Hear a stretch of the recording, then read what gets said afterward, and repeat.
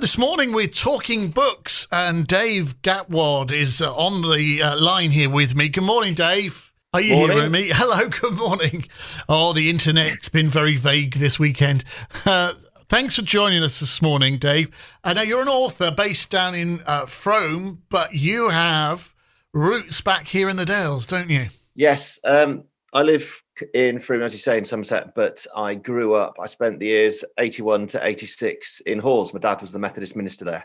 Having moved from Somerset way back as a child, I then spent formative years in the very centre of the Dales, really. So you did that in your younger years. You moved away and then you decided to write. And what inspired you to start writing? I was that kid at school that would always write too much when they were told to write a story. So that's all I ever did.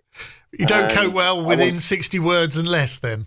No, everyone else would write 2 or 3 pages and I'd write 15 or 20. It was quite annoying, I think, for my English teachers.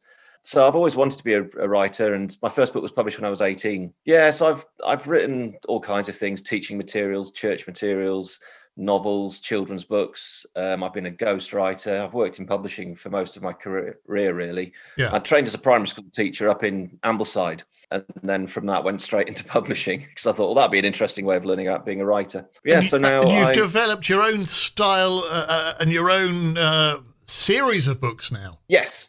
I've done various other series, but I'm now writing a crime series called Grim Up North, which is based in Hawes, of all places. And how many are there in the series so far? I haven't the faintest idea. You don't know? 4. I see. I've written 4, and we're just going to see how we do. So there are 4 so far, but it may well go on for some while. It will. I'm currently writing book 5. I'm trying to launch 1 book every 2 to 3 months. Gosh, which is quite fast, but it's fun doing it that way. It means I can get the stories out. It means I can get a great relationship with the readers, and it's good fun. It's a nice thing to do. Are they individual stories, or is there an arc across all of them?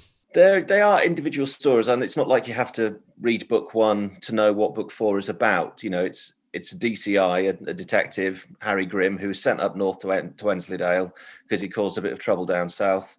And it's him settling into life there. There's a little bit of a story arc with the first 4 books about his brother, but then we're just going to see where we go. So each story is separate. It's a separate case that they have to investigate and solve, him and the local team. There's a couple of PCSOs, police officers. There's a detective, Matt Dinsdale. There's it's all local stuff, and it's based at, the police station in Hawes is actually part of the community centre. So I based it all on that. I had my mate Dave Cockett, who runs Cockett's Butchers, just check the layout for me. They've got a couple of rooms at the community office rather than an actual police station.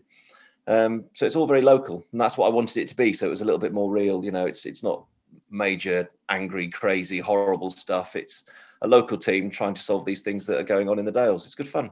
I believe there are lots of place names around the area that people can recognise if they pick up these books. I make very sure that every book is based on fact with regards to geography and place names. So book 1, Harry heads up the M6 to Hawes. The whole thing is based in Hawes. They head up to the Roman Road. The one out the back of Hawes. The Semawater is in there. He goes to Semawater as part of the investigation because that's where the body is found in book 1. Book 2, he goes up to Whittle. There's a body found there. I think there are 3 murders in book 2. In book 3... you shouldn't say this. No, don't say that because, No, and book 3 is based in Swaledale. Right. So there's the old Corpse Road that goes across Swaledale, and there's a body that's found on the Corpse Road, and they have to investigate that. And I worked a corpse on the Corpse Road, then, is it? Yeah. So I worked at Merrick Priory in Swaledale for a year as an outdoor pursuits instructor. So I've brought that in as well. It's all there, even crackpot. Well, I was going to ask, where do you get the inspiration from? Obviously, the places that you knew and worked at and hung around. Absolutely, it's all that. And I wanted.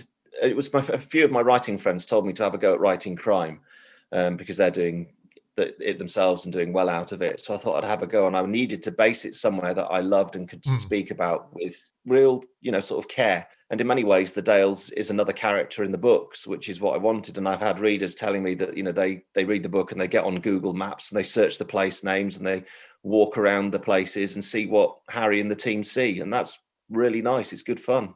And how do you get the crime inspiration for the plot of the crime? I just think of people I'd like to kill. Book one, I just wanted that to be sort of a quite simple, small one because it was very much about Harry settling in.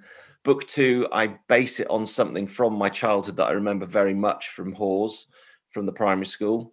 Book three was an idea from my sort of outdoory background that I've used. It just kind of, it all becomes a part of it. And with the characters, they've kind of taken on a life of their own. So in many ways, they kind of discover things without me even realizing it's going to happen. So I'll have characters turn up that I hadn't even planned to be in the books. And for example, Jim is a PCSO. He's his dad works a farm over in Bertisset, which is just outside Hawes. And he turned up one day with a new dog. And I hadn't even written that into the plan. And his new puppy, which is a little sheepdog that he's training called Fly, has become an integral part of the story. I've got this dog running around the stories, which is hilarious. So yeah, I think, you get your ideas from all over the place from, sometimes you don't even know where. It's good fun. The reason you're on today is because you've got a new book out. It came out yesterday. Yeah, book 4 came out yesterday. That's called Shooting Season. And that's available now? Is it available as just a hardback or... It's paperback and ebook, as they all are, just on Amazon. Yeah. That's based. It starts in Leyburn and then heads over to Coverdale, so just over the top from West Whitton. As I said, the geography is very local. Lots of local stuff involved in it. How are things, without giving the plot away, how are things moved on in this new novel? Well, Harry has a bit of a backstory that he sort of solves in this one. He gets that all sorted. The team grow closer. We find out more about the team's wider lives, their backgrounds, their relationships, and so on. There's a nice little party that they all go to. Harry has to go. He can't believe that anyone would go caving. And one of the team, Matt Dinsdale, is a detective sergeant. He's also a member of the Swaledale Mountain Rescue. And he takes Harry takes him up over the top and takes him down to Crackpot Cave.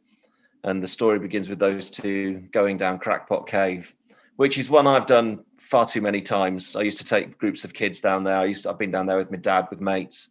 It's just one of those caves that you do when you've done lots of caving. So I thought it'd be fun to send him down there.